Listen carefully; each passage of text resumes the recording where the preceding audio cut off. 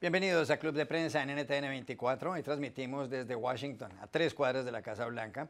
Y no olviden ustedes que al terminar este programa lo pueden ver completo o pueden ver a partes en nuestra página de Facebook, también por nuestra cuenta de Twitter, y el audio, el podcast está en SoundCloud. Les doy la bienvenida a los invitados hoy a este programa. En primer lugar está con nosotros el periodista de ProPublica, Sebastián Rotela. Bienvenido como siempre a esta mesa, Sebastián. Buenos días, gracias. Amanda Mars, corresponsal del País de Madrid, bienvenida a esta casa. Muchas gracias. Y Juan Carlos Hidalgo, investigador del Cato Institute, uno de los think tanks de los centros de pensamiento más conocidos de Washington, bienvenido también. Buenos días. Hay varias noticias, bueno, aparte de la tragedia en Guatemala por la erupción del volcán Fuego, que ha dejado aparentemente, en principio, más de 200 muertos. Ha habido noticias también en el mundo de la moda, Amanda, porque ha sido encontrada muerta en su apartamento en Nueva York, Kate Spade, una diseñadora estadounidense de más de 50 años, y además se ha hecho muy célebre por los bolsos que había diseñado. Los han llevado personas como Kate Middleton, la esposa del príncipe Guillermo de Inglaterra, y como muchas otras personalidades en el mundo. ¿Le llaman la atención esos bolsos, la marca, el diseño? La verdad, debo confesar que no la conocía mucho. Sí que la marca está muy presente en las calles de Nueva York, lo he visto, tiene locales, pero no conocía mucho la marca. Sí me ha impactado el suceso, ¿no? Porque forma parte de estas muertes terribles que a veces hay en el mundo del espectáculo y de la moda, de gente muy joven. Y que te preguntas qué hay detrás de todas estas, entre las bambalinas de ese mundo, qué es lo que hay, ¿no? Que te vienen estas noticias tremendas de vez en cuando. Dejó una nota y la familia con toda la razón ha pedido privacidad para claro. Kate Spade. Oiga, hay otra noticia que tiene que ver con usted. Hace poco se jugó la final de la Champions League, de la Liga de Campeones, entre el Real Madrid, que es su equipo, y el Liverpool. El portero del Liverpool, el señor Loris Karius, que es un guardameta alemán, pues cometió 2 errores infantiles. En un momento dado, con la mano iba a hacerle un pase a un defensor, pero el balón terminó siendo interceptado por Benzema, el delantero del Madrid, que metió un gol. Y posteriormente otro de los goles del Madrid fue un tiro de lejos de Gareth Bale, un disparo muy fuerte, y este portero, cuando todo el mundo pensó que iba a puñetear el balón, pues simplemente lo tocó y el balón terminó dentro de la portería. Ahora han dicho los médicos en Boston, en donde le ha pasado vacaciones, que lo que pasa es que estaba jugando él con una conmoción cerebral como consecuencia de un golpe que le había propinado Sergio Ramos, el defensor del Madrid, que fue también el que, enzarzado en un encontrón con el delantero, con Salah, el delantero de Liverpool, pues terminó lesionado Salah, tuvo que salir del partido y se tuvo una lesión grave en el hombro. ¿Qué opina usted de eso? ¿Será que han debido darse cuenta que Karius estaba con conmoción cerebral o puede ser la causa de esos par de errores gigantescos? Yo vi el partido y obviamente vi esas 2 jugadas en las que el portero se equivoca. Me cuesta ver que fuera un portero que estuviera jugando todo el resto del partido afectado por una conmoción cerebral, porque luego tuvo actuaciones bastante buenas. Me parece que ahora poner esto, o sea, llamar tanto la atención sobre esto no deja de ser curioso. Creo que el Madrid ha ganado la Champions por 3ª vez consecutiva, no porque el portero cometiese 2 errores terribles, ni porque sufriera una conmoción cerebral, aunque la sufriera, sino por una serie de circunstancias acumuladas seguramente irrepetibles, como un equipo de jugadores que difícilmente se podrá repetir. Cristiano Ronaldo, Sergio Ramos, Marcelo, Modric, Bale, Keylor Navas. O sea, que cualquier lista del Real Madrid, Keylor Navas debe ir en el top 3, ¿no? Sí, sin duda. Tuvo unas actuaciones en la semifinal y en la... increíble. Entonces, es muy difícil que se junten jugadores así y en ese estado de gracia. Además, ya muchos tienen 30 y bastantes. Es algo único. Y ahora llamar la atención sobre la conmoción cerebral que sufrió el portero, pues... O sea, puede ser como una excusa, entonces. No, sobre todo...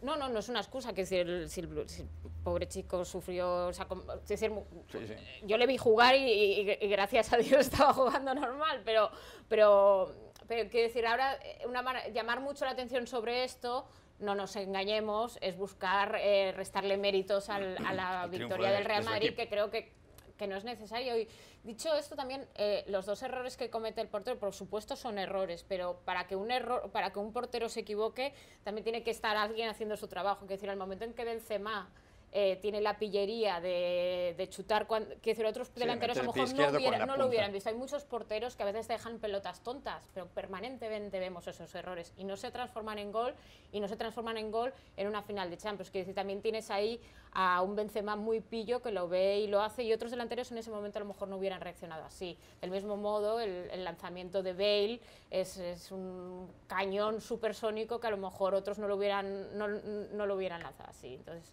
bueno, creo que es una manera de intentar restarle méritos al título del Madrid. Bueno, queda claro de que Amanda más es hincha del Real Madrid, ¿no? Bien. Oigan, primer asunto político, pero tiene razón en lo que ha dicho. Primer asunto político, hay noticias sobre el caso de Venezuela en la OEA. Ayer terminó la Asamblea General, la número 48 de ese organismo, que tuvo lugar a lo largo de 2 días, y por la noche se sometió a votación una resolución. La resolución que se aprobó dice esencialmente 2 cosas con respecto a Venezuela. En primer lugar, que la OEA declara ilegítimas las elecciones del pasado 20 de mayo, en las que fue reelegido a la presidencia Nicolás Maduro.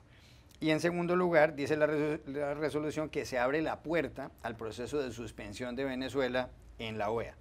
Hay que aclarar aquí que Venezuela ya pidió irse de la OEA el 28 de abril de 2017, pero eso entrará en vigor el año entrante.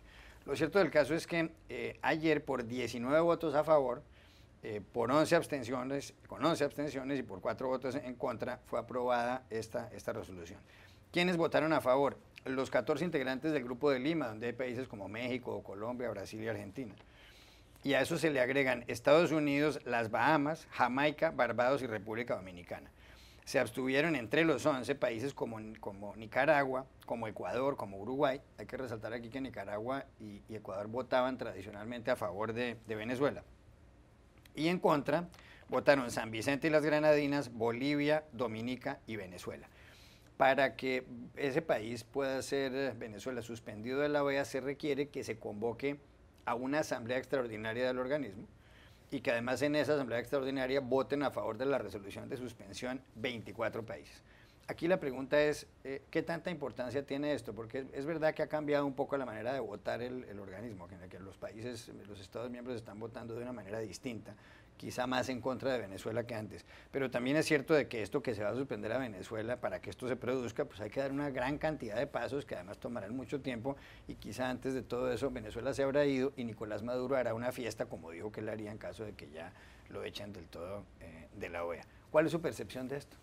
Creo que lo importante ahí es el tema de la elección, es decir, que hay una declaración firme de un grupo de países importantes que no fue legítima. Como dices tú, Venezuela ya dijo no nos echan porque nos vamos, ¿no? Y va a ser un proceso largo y burocrático, pero el resultado de eso es importante, que hay un grupo cada vez más de países más grande que se empiezan a alinear en este sentido de que estas elecciones no fueron legítimas y que la situación en ese país es un drama que afecta muchísimo a los ciudadanos de Venezuela y la región. Y todos tendrían que estar preocupados. Y desde luego los que todavía siguen defendiéndolo, como Bolivia, o sea, uno se pregunta qué haría falta pasar para que cambiara de idea, ¿no? Entonces, creo que en estas cosas que siempre son una mezcla de simbolismo y sustancia, se ha tomado un paso interesante, y realmente lo que va a hacer falta para empezar a mejorar la situación en Venezuela es que siente presión y siente cierto aislamiento, y que siente que sus acciones tendrán resultados negativos. Entonces, creo que sin darle demasiada importancia y dejando al lado la parte que es burocrática y simbólica, creo que es lo que tiene que pasar, y que donde Estados Unidos puede jugar un rol importante, pero realmente, para que no hablamos siempre de injerencia e imperialismo, donde los vecinos, los países latinoamericanos, sean los que se encargan de intentar rescatar este país de esta crisis, de este drama. Juan Carlos Hidalgo. Esto es un rarísimo ejemplo de éxito político coordinado multilateralista de la política exterior de Estados Unidos bajo la administración Trump, donde básicamente ha sido el vicepresidente Pence el que ha llevado esta iniciativa muy bien pensada de liderar desde atrás básicamente la acción estadounidense. Ha permitido que sea el Grupo de Lima la cabeza de punta en esta ofensiva diplomática contra el gobierno venezolano. pero Estados Unidos ha ejercido una presión también para que se materialice esta acción contra Venezuela, y ahora habrá que ver qué ocurre de cara a esta eventual convocatoria de esta Asamblea Extraordinaria, donde se necesitan 5 votos más. Habrá que ver si Estados Unidos incurre en presión sobre países caribeños que podrían ser susceptibles a la presión estadounidense, o en países centroamericanos que podrían ser susceptibles a la presión estadounidense. Tengo entendido que Guatemala es uno de los países que se abstuvo, ¿no? No sé si fue Guatemala, El Salvador se abstuvo, El Salvador recibe ayuda estadounidense. Bueno, y Uruguay, ¿verdad? Uruguay llama muchísimo la atención que, siendo un país con una tradición democrática y demás, sea de los pocos en Sudamérica casi que junto con Bolivia nada más, que no votó a favor de esta resolución. Esto no va a cambiar la dinámica interna en Venezuela. Al final de cuentas, el futuro del régimen dependerá en última instancia de los venezolanos, pero sin duda alguna, a pesar de la retórica del régimen venezolano diciendo que esto no les importa, que de por sí se quieren salir de la OEA, si así fuese, el canciller venezolano no habría participado en esta asamblea y no se habría defendido con uñas y dientes en contra de esta resolución.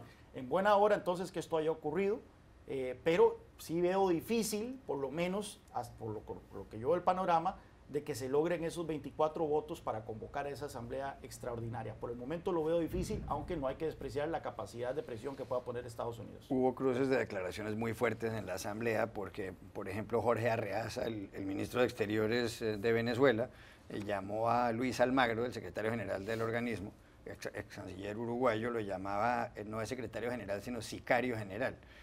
Y posteriormente Roberto Ampuero, el ministro de Exteriores de Chile, le respondió también a Arreaza y dijo, hombre, si este señor nos está tratando de esta manera tan irrespetuosa nosotros aquí, ¿cómo tratarán a los ciudadanos venezolanos que están bajo el poder del gobierno de Maduro?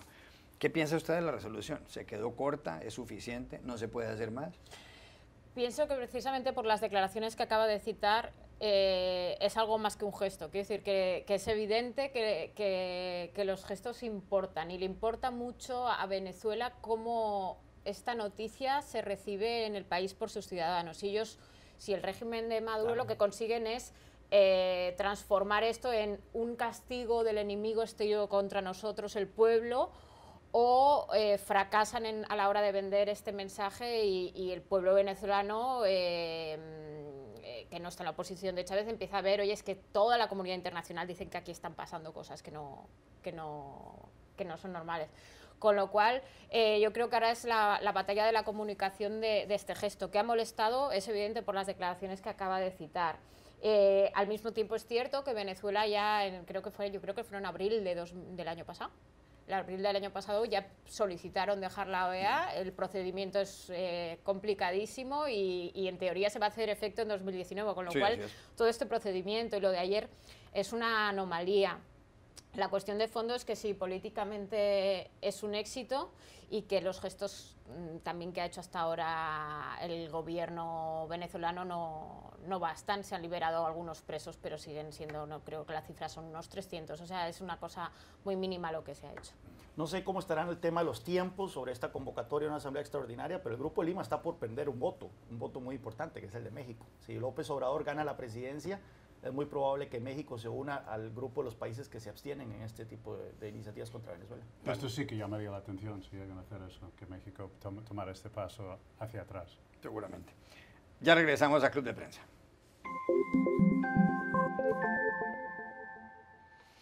Volvemos a Club de Prensa en NTN 24 desde Washington. Juan Carlos Hidalgo, hay elecciones en Colombia dentro de 11 días. Es la segunda vuelta de los comicios presidenciales y la definitiva, y se enfrentan Iván Duque, que es el candidato de la coalición encabezada por los expresidentes Álvaro Uribe y Andrés Pastrana por un lado, y tiene apoyos de otros partidos, incluso hasta de un sector del Partido Liberal, por una parte. Y por otra parte, el otro candidato es Gustavo Petro, quien fue el alcalde de Bogotá, un hombre de centro izquierda que tiene además el apoyo de un sector importante del Polo Democrático, un partido de izquierdas, y también de un sector de la Alianza Verde, que es un partido de centro, cuyo candidato Sergio Fajardo estuvo a punto de pasar a segunda vuelta. Ayer se conoció una encuesta importante que la ha elaborado la firma Jan Haas, para RCN Radio, para la FM de RCN y para RCN Televisión, empresas hermanas de NTN 24, y para varios periódicos que son El Colombiano de Medellín, El País de Cali, Vanguardia Liberal de Bucaramanga, El Universal de Cartagena y El Diario La República, un periódico económico de Bogotá, también hermano de este canal. A la pregunta de si las elecciones fueran hoy, ¿usted por cuál candidato votaría? Las respuestas fueron las siguientes. Por Iván Duque el 52%, por Gustavo Petro el 34%, en blanco el 14%. Repito, Duque 52, Petro 34, en blanco 14. Luego está discriminado por regiones y llama la atención que Petro le gana a Duque en 2 sitios en Bogotá, en donde viven 8 millones de personas en un país de 48, 49 millones de habitantes, y en la costa Caribe gana también Iván Duque. ¿Cuál es la percepción suya de este sondeo? Porque, repito, faltan 11 días. En las elecciones del pasado, de hace semana y media, que fue la primera vuelta, pues Duque obtuvo alrededor del 39% de los votos y Petro el 25%. ¿Esto se va a mantener o puede cambiar? Bueno, si algo podemos decir de este proceso electoral colombiano es que a pesar de que las encuestas han tenido muy mala reputación en todo el mundo, en Colombia estuvieron bastante certeras. Lo único en lo que si se puede decir que fallaron, que no creo que fallaron, es que no midieron el crecimiento en los últimos días de Sergio Fajardo, ¿verdad? Que casi que llegó a empatar a Petro y lo hubiera superado probablemente si la elección hubiera tomado lugar un par de días después. Así que hay que tomar, sí, con un tan buen precedente, hay que tomar entonces una encuesta como estas como probablemente una medición bastante certera de dónde están las intenciones de voto en este momento del electorado colombiano. Habiendo dicho eso, creo que la segunda pregunta más importante en toda encuesta es sobre la opinión favorable por quién usted nunca votaría.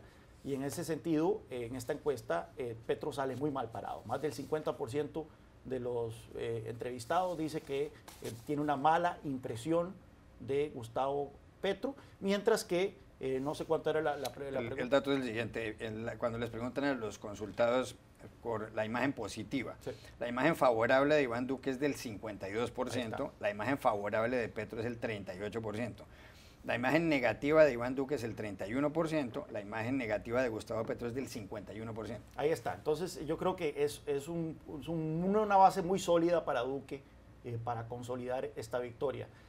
Hay que ponerle un ojo a ese 14% del voto en blanco. Hay mucho antiuribista en ese bloque, ¿verdad? Que dice jamás votaría por un candidato bendecido por Uribe. Pero bueno, puede ser que en últimas instancias ese voto termine diciendo, ¿saben qué? Soy tan antiuribista que no puedo hacer las paces con la idea de que Duque llegue a ser presidente y terminarían votando por Petro. Pero la distancia es bastante grande. Tendría que ese bloque de votos en blanco decidirse de una manera casi que unánime a favor de Petro, que lo veo muy difícil. Así que esta es una elección, como dicen los estadounidenses, es una elección para perder de Duque. Parte como favorito total y creo que será el próximo presidente colombiano.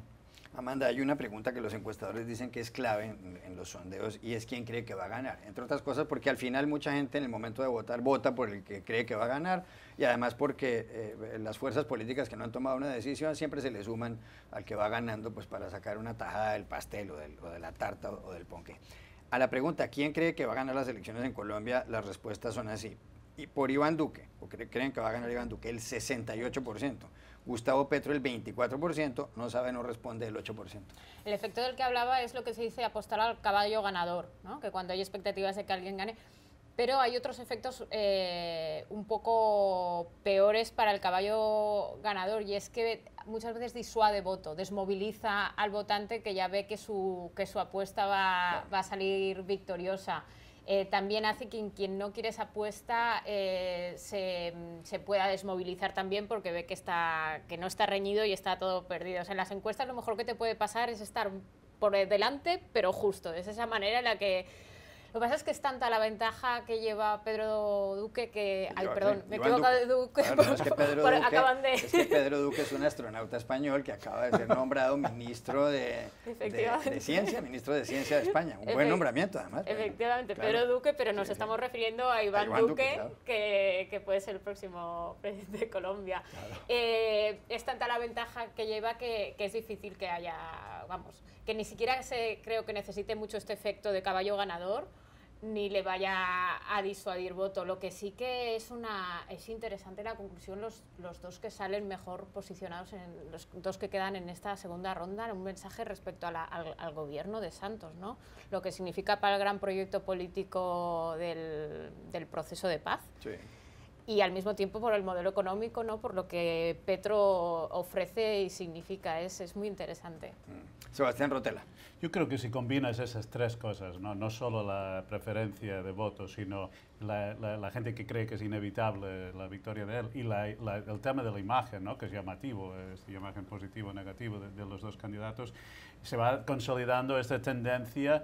Y esta idea de que precisamente, por ejemplo, del proceso de paz, que visto desde fuera todo el mundo dice, ay, qué bien, hubo la paz en Colombia, deben estar contentísimos, y la realidad dentro es otra, ¿no? Y tenemos que siempre ser humildes y ver cómo ve la gente de la calle eso, y ven que sí es bueno que haya paz, pero es una época de incertidumbre, y que ha habido unas concesiones a los exguerrilleros que son preocupantes, y que la gente quiere esta figura que mezcla la firmeza del uribismo con una figura más moderna y moderada. Y desde luego yo creo que desde la perspectiva de la gente que sigue Latinoamérica en Washington, sería interesante para mucha gente, digamos, en el establishment de Washington, una figura como Duque, porque Colombia es un aliado clave con muchos temas de seguridad regionales de Estados Unidos, o sea, funcionan con Colombia y sobre todo con lo que es la probable victoria de López Obrador en México, el cuadro. Se buscan aliados, ¿no? En países fuertes. Sí. Entonces, creo que por muchas razones, creo que esa es la dirección en que va la cosa. Qué oportuno lo que dice Sebastián, porque si uno lee la cobertura internacional de las elecciones en Colombia, uno estaría con la impresión de que la extrema derecha está a punto de ganar en Colombia. Esa ha sido la cobertura que yo he leído en varios medios, de que Iván Duque es el candidato de la extrema derecha colombiana, o la extrema dura, la derecha dura, hard right, como le puso The Economist, lo cual me parece injusto. No es cierto, uno lee las declaraciones de Duque y es un tipo bastante sensato en temas económicos, es un liberal, pro libre comercio, pro reducción de impuestos y demás, pero también sí es conservador en temas sociales, pero tampoco de una manera rabiosa, ¿verdad? Y su visión sobre el acuerdo de paz refleja lo que una mayoría de colombianos han expresado, y es que quieren que, o sea, no se sienten cómodos con las concesiones que se les dieron a las FARC, principalmente en materia de su acceso a tener representación en el Congreso, incluso si son encontrados como culpables de crímenes de lesa humanidad. Yo creo que efectivamente muchos observadores externos de Colombia necesitan un baño de humildad, y ojalá que Iván Duque, si se confirma su triunfo como presidente colombiano, los demuestre cuán equivocados estaban. Ya regresamos a Club de Prensa.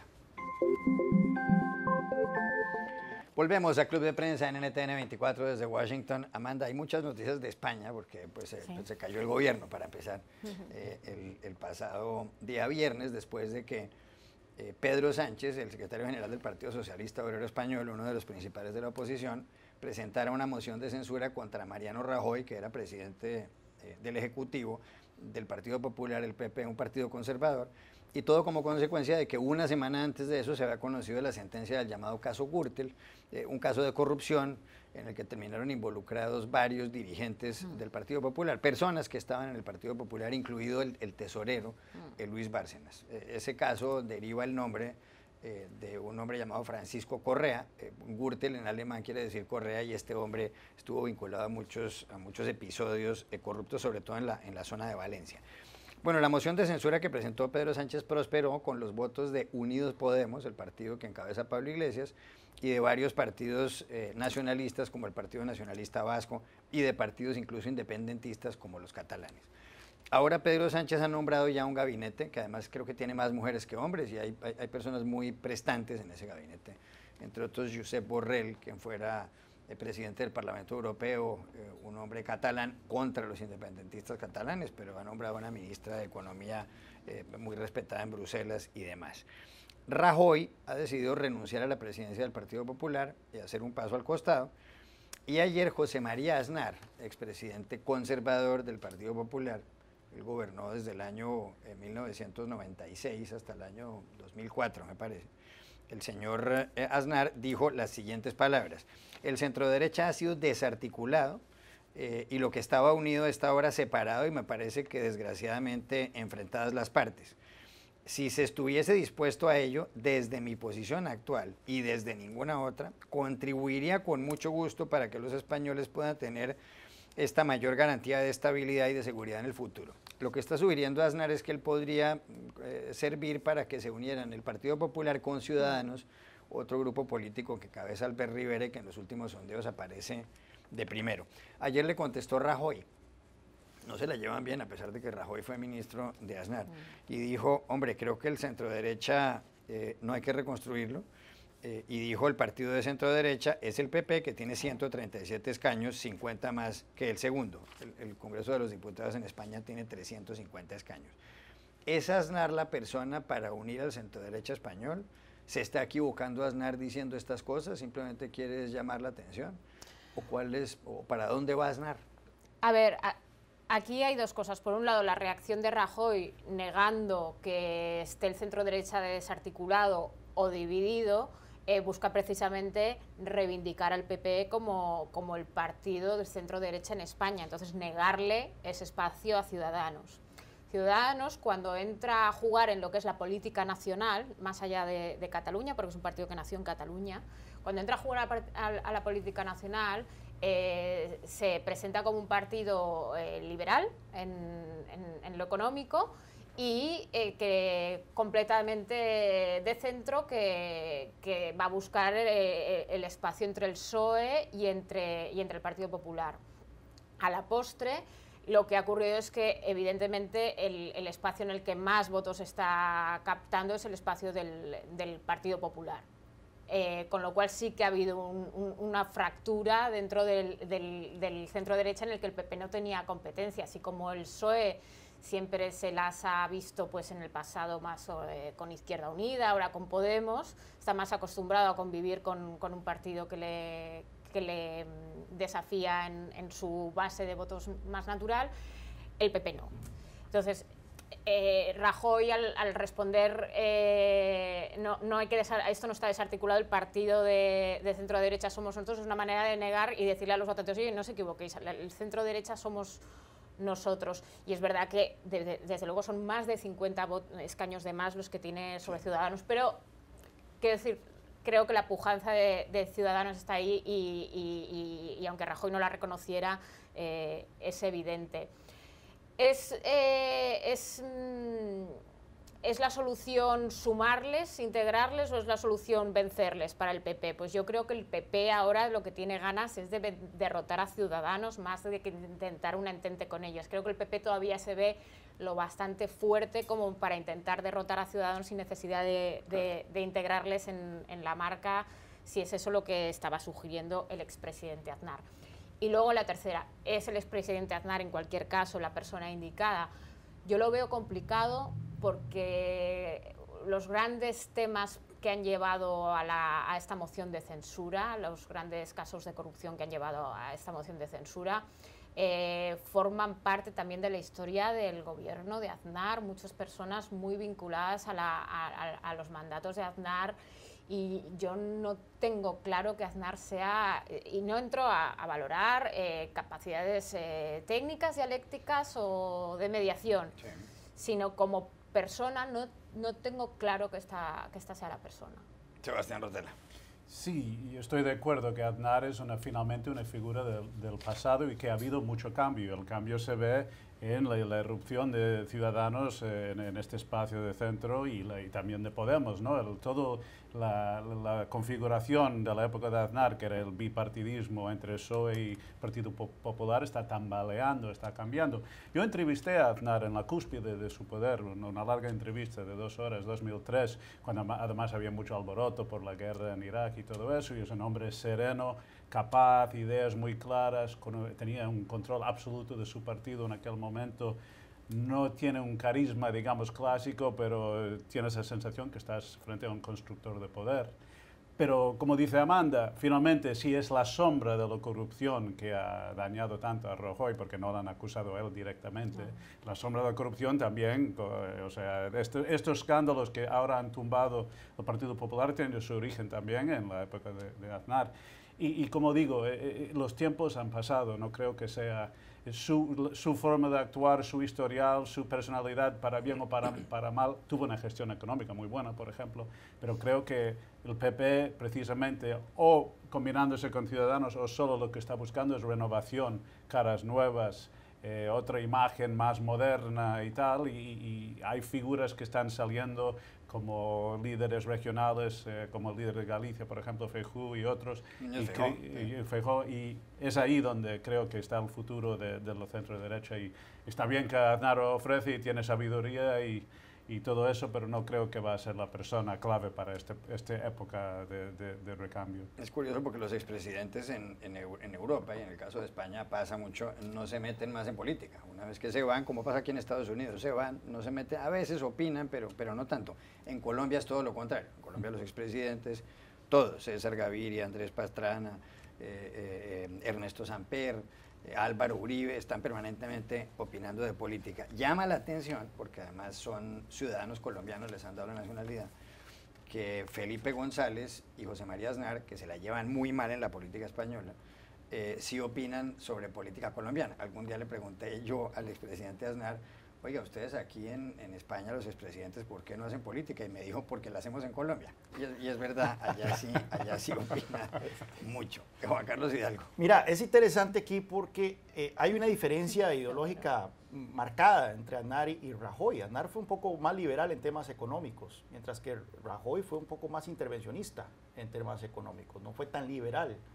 Yo recuerdo un discurso famoso de Rajoy, que lo se puede encontrar en YouTube, donde él dijo, en el PP no hay espacio para los liberales. Así lo dijo con palabras. Los liberales tienen las puertas abiertas para que se vayan del PP. Básicamente confirmando que esto se trataba de un partido no solo conservador en lo social, sino más estatista en lo económico, de lo que por lo menos había sido en la época de Aznar. Y un mensaje muy claro también a Esperanza Aguirre y otras figuras del PP que eran más liberales en el tema económico. Bueno, ahora le salió competencia al PP en la centro derecha, o por lo menos en la derecha, en el tema económico, el Partido Ciudadanos. De hecho, Ciudadanos no nace tanto como un partido liberal, sino que nace como un partido socialdemócrata al principio, y luego se ha ido moviendo y ha dado esta reconversión a plantearse como un partido liberal progresista. Bueno, la génesis nace en Cataluña como partido que replica el nacionalismo. Sí, esa es la primera génesis. Que rechaza el nacionalismo. Al nacionalismo, pero originalmente se autodescribía como socialdemócrata. Luego dio esta transformación, Albert Rivera le da este giro a un partido liberal en lo económico, que tampoco es muy liberal, por lo menos desde mi punto de vista. Pero ahora entonces sí hay una competencia, el PP sí tiene una competencia, pero una competencia generacional. Es más probable que el votante joven que se siente identificado con la economía liberal apoye a Ciudadanos, porque también comparte su agenda social, una agenda que es social es liberal en lo social, mientras que el PP se mantiene arraigado a una agenda conservadora en lo social, y eso a la larga va a significar ese zarpazo que ya estamos viendo en las encuestas, que Ciudadanos va a venir a reemplazar al PP como el partido de preferencia de los españoles de centro derecha. Esto sin mencionar el tema de la corrupción, ¿verdad? Y estoy totalmente de acuerdo con Amanda. Aznar tendría más posibilidades de lograr este diálogo entre ambos partidos si no fuera porque muchos de estos casos de corrupción que fueron señalados en este caso Gürtel ocurrieron bajo también el liderazgo de José María Aznar y por lo tanto su liderazgo está altamente cuestionado. Cambio de asunto, Sebastián, para hablar de un aniversario político del que se ha escrito muchísimo en los últimos días aquí en Estados Unidos, en los últimos 2 o 3 días. El pasado 5 de junio, es decir, ayer, se cumplieron los 50 años del asesinato de Robert Kennedy en Los Ángeles, en el Hotel Ambassador de Los Ángeles. Y se habló muchísimo de Robert Kennedy. Robert Kennedy era hermano de John F. Kennedy, que John F. Kennedy fue asesinado el 22 de noviembre de 1963 en Dallas. Y habría nombrado como su ministro de Justicia, como su fiscal general o secretario de Justicia, a Robert Kennedy, en un caso abiertamente de nepotismo. Justamente después se dictó una norma legislativa, una norma aquí en Estados Unidos prohibiendo que volviera a ocurrir eso. Los Kennedy son de una gran familia de Boston, son de una familia liberal, hay que decirlo, y Robert Kennedy, después de la muerte de su hermano, estuvo un tiempo en el Senado y posteriormente decidió lanzar su candidatura presidencial en marzo de 1968. Poco después de que él se lanzara fue asesinado Martin Luther King. Incluso es célebre el discurso de Robert Kennedy cuando le cuenta a la gente que acababa de ser muerto a tiros Martin Luther King. Kennedy se alió con hombres como César Chávez, un líder hispano importantísimo, y además apoyó mucho las causas liberales. Pues bien, en la madrugada del 4 al 5, ya del 5 de junio, en el Hotel Ambassador en Los Ángeles, se le arrimó un hombre de origen palestino, Sirhan, aparentemente con problemas mentales, y lo asesinó, lo mató. Se ha dicho que ahí murió una ideología liberal del Partido Demócrata que posiblemente resurgió después, no sé, con Barack Obama posteriormente, o con Jimmy Carter, o con Bill Clinton. ¿Qué significó Robert Kennedy para este país en ese año 68 tan convulso, con el Mayo francés, el Mayo del 68 en París? ¿Qué significó Kennedy? ¿Por qué se habla tanto de este hombre, que además es recordado con una cruz de madera blanca aquí en el cementerio de Arlington? Es de las pocas, creo que tal vez la única cruz blanca que hay en el cementerio de Arlington. Es curioso, es una figura tan emblemática, tan icónica. Yo era un niño en aquella época, pero conocí muy bien en Los Angeles Times Boris Yarrow, que es el fotógrafo que saca la emblemática foto de Kennedy yaciendo mortalmente herido, que era un gran periodista y fotógrafo de Los Angeles Times, que todavía hoy se le están entrevistando a Boris y todavía le emociona hablar de aquel momento del cual él fue testigo y que hizo aquella foto. Mira, los Kennedy y este Kennedy en particular representan muchas cosas, luces y sombras. Claro. Obviamente, como dijiste tú, fue una figura muy importante en aquella época, muy avanzada en lo que fue extender la mano, hablar de la gente trabajadora, las minorías, los hispanos, los afroamericanos en esto, un balance y una figura muy positiva. También representa su asesinato, combinado con el asesinato de Martin Luther King y de Malcolm X, una época de paranoia en Estados Unidos y de asesinatos que todavía en Estados Unidos miramos hacia atrás y queremos entender qué pasó. Porque no sé si has visto en las últimas semanas que se habla del aniversario, se baraja de nuevo la posibilidad de que había algo más, una conspiración, hasta un segundo tirador, que puede ser cierto o no, porque te muestra que, desde luego, figuras como Kennedy y King, sus muertes en este periodo tan convulsivo y de choques ideológicos tan grandes y de manipulaciones en la sombra, o sea, mucha gente todavía se pregunta sobre qué época. Ahora, los Kennedy, él era el mejor de los tres Kennedy, pero con la distancia también hay que decir, por ejemplo, solo el hecho que un presidente pone su hermano como su fiscal general, imagina en cualquier otro país, en cualquier otra época haciendo eso. Un escándalo. Una familia muy rica que sí se acerca a la gente humilde, pero una fortuna del padre, digamos, con orígenes que siempre se han cuestionado. El presidente Kennedy queda como mártir porque es asesinado, pero es peligroso romantizar demasiado estas figuras, porque tenían desde luego presidente Kennedy, cuando lo más que aprendemos de cómo era él y su comportamiento personal era, dejando al lado la moralidad, era hasta peligroso, ¿no? El otro hermano Kennedy, el senador Ted, sí, un gran campeón de causas liberales, pero también con un pasado, la muerte de una mujer que iba en su coche, que abandona para ahogarse. Entonces, yo siempre creo que hay que celebrar estas figuras, hablar bien de sus méritos, pero no perdernos, no exagerar, como hacen muchos americanos, tal vez seducidos por las ideas románticas de aquella época, algunas de las cuales fueron muy positivas y llegaron a transformar este país, pero otras, como en Europa, por ejemplo, una naivete sobre lo que era el comunismo de la Unión Soviética, ¿no? Y otra vez, depositar demasiado esperanza en ciertas figuras hay que ir con cuidado. Hay una figura como Johnson, el presidente de aquella época, que era un hombre del sur, de orígenes humildes, que hizo muchísimo para gente de minorías. Pues la ley de derechos civiles. La ley de derechos civiles, los grandes programas, que puede estar de acuerdo o no, pero como esfuerzo, y que recibe mucho menos crédito que esta familia. ¿Por qué dice usted que Robert Kennedy era el mejor de los Kennedy?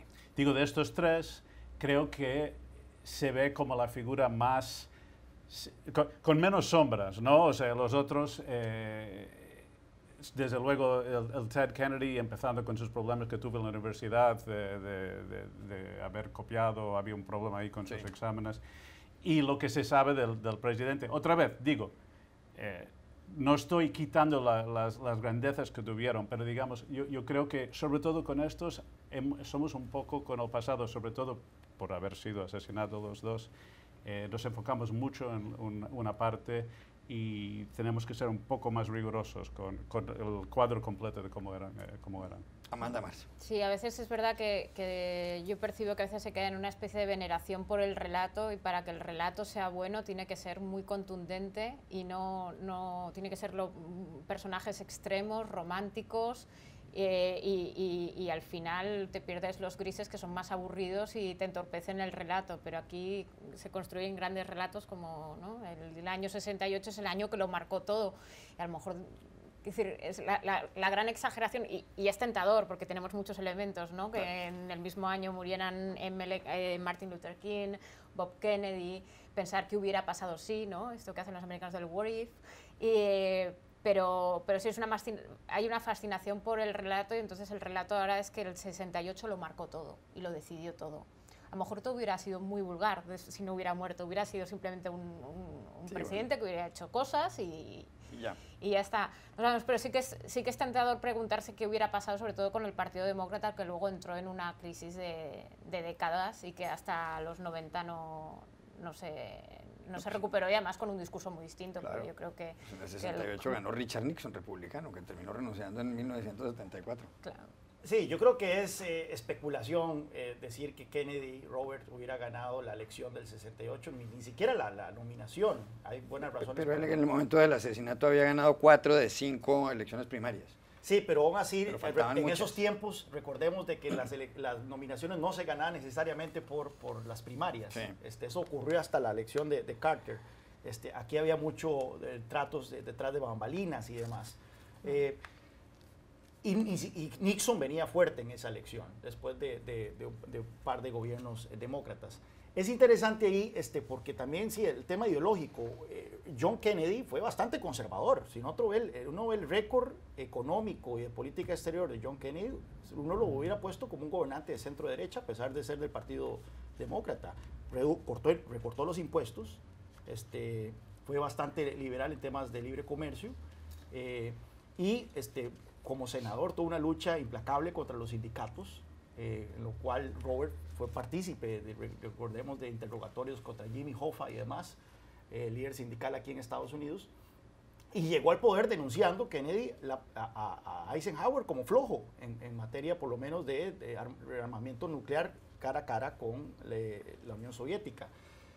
Sobre cuál de los tres Kennedy fue el mejor, no sé, yo me quedo con John, porque si no hubiera sido por John, yo creo que no estaríamos hablando hoy aquí el día. El tema de la crisis de los misiles y cómo Kennedy manejó eso.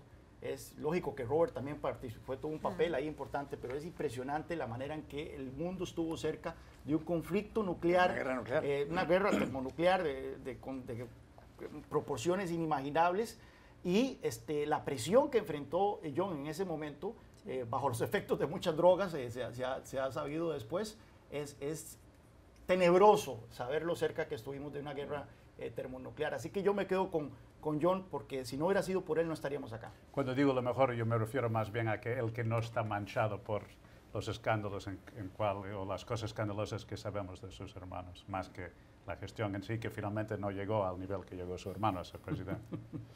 Ya regresamos a Club de Prensa. Volvemos a Club de Prensa en NTN 24 para despedirnos. Se acabó el tiempo. Gracias, Sebastián Rotella, por haber estado aquí, Amanda Mars, Juan Carlos Hidalgo, y a ustedes los espero mañana nuevamente en Club de Prensa.